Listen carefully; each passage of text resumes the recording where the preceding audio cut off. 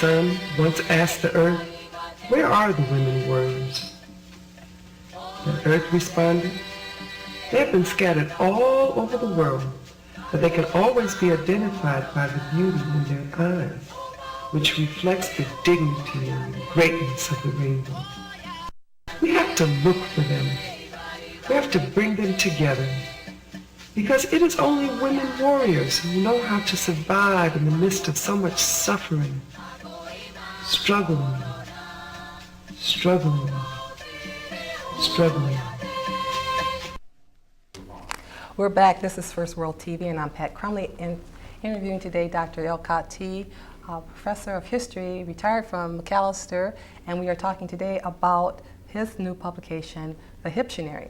Before the break, Professor Mahmoud, what we were talking about was even using the genre of music. Mm-hmm. And the type of expression of African American people distinctively, how their influence has been on language, on music, on the arts, on the evolution of theater, from vaudeville to even entertaining slave owners. And then all up and through time as the language has evolved, as the people has evolved from slavery to freedom. To the present time. To the present time. And so with regard to that, in your book, it's organized in a very, very interesting way. And I hope that those of you who have not picked up the book that you will, because I can see that there's various audiences for the book. For example, one of the, well, I want to do this before we talk about neology, is that I would like you to tell our audience, you said earlier, that you don't consider the way the African Americans speak, the way in which they have interpreted this specific type of English language as being slang or necessarily negative or inferior. And so there has been, in your book you talk about the Linguistic Society, for example. You talk about different people who have talked about Ebonics.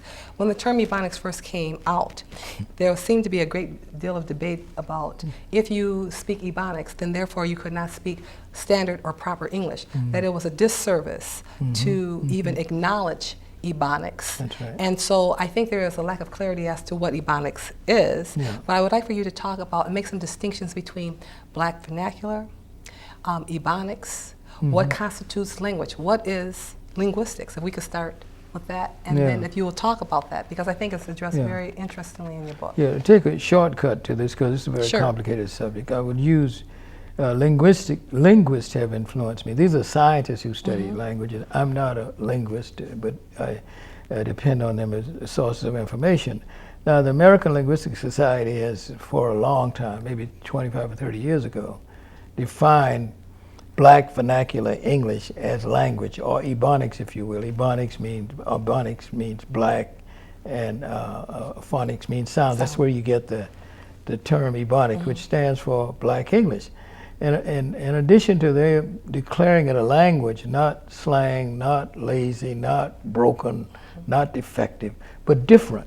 And it's a natural variety of English speech, like any. It's a vernacular. Vernacular is the language of the people.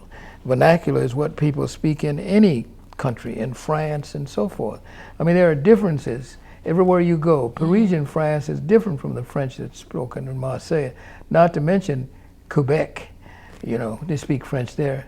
And not to mention Martinique out in the islands. Not to mention Senegal and so forth. That's one large speech community, which is French, and people have different approaches to language based on their history. In England itself, there are 33 dialects, and that little damp island no bigger than Minnesota. That's because, people from Northern England or Southern English speak the English that we see in the movie, the Queen's English and so forth. That's not what they talk. They don't sound like that in Liverpool. Absolutely not. And people who've been to England knows that. So all I'm saying, this is not a contest about proper English versus vernacular English and so forth. We're saying it exists. It's human. Recognize it as such. It doesn't mean you should speak one way and not the other. Of course, we want our children to speak, understand received English. That's the stuff you get in school, the language of business and the world at large, how you get a job and power and so forth. That's not. People do this all the time. There are children right now, 8 years old in certain countries, and mostly in Africa, who can handle 3 or 4 languages by the time they're 8 years old. So that's not an issue. With me, whether you speak Ebonics or English, you should know when to speak them. If you're in the larger world, you're trying to get a gig, you don't tell a man, I'm here like a big dog, you know what I mean? You know, he's trying to introduce you there, you know, that's for somewhere else, and you got enough to, well, black people already do that. That's called code switching.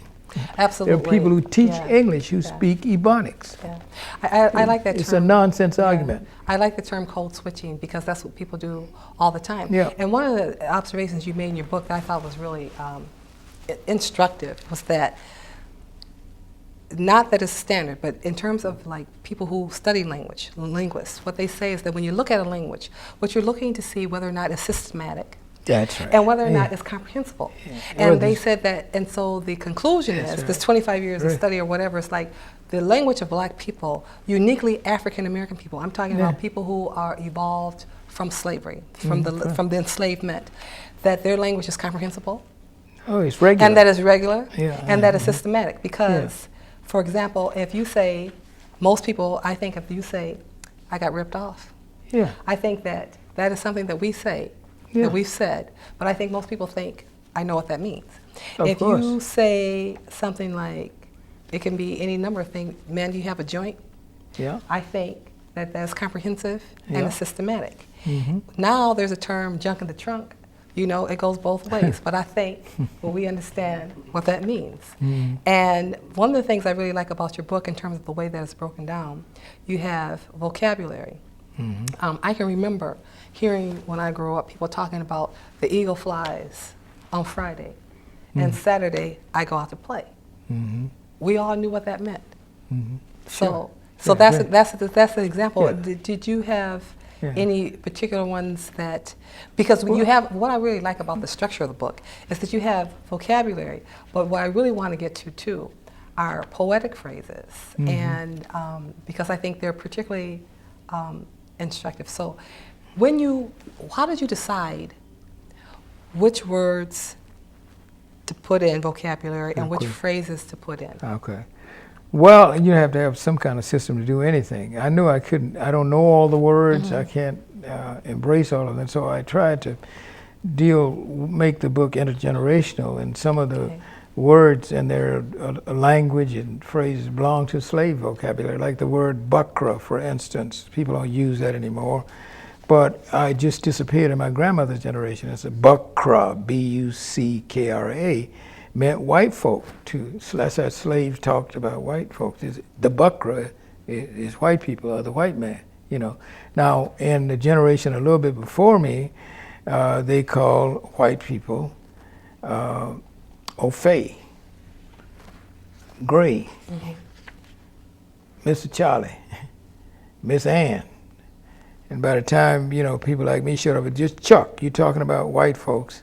You know, some people, during the political stage of our development, it was honky in the 1960s, which belongs to a certain political era. It never became popular and widespread black speech, except in the 1960s. Most people didn't know what that word meant, H-O-N, and I talk about that in the book, K-Y, honky, as opposed to H-U-N-K-Y, which means Eastern Slavic Europeans. I mean, they're up there on the Iron Range. You call them honkies, you know, with a U.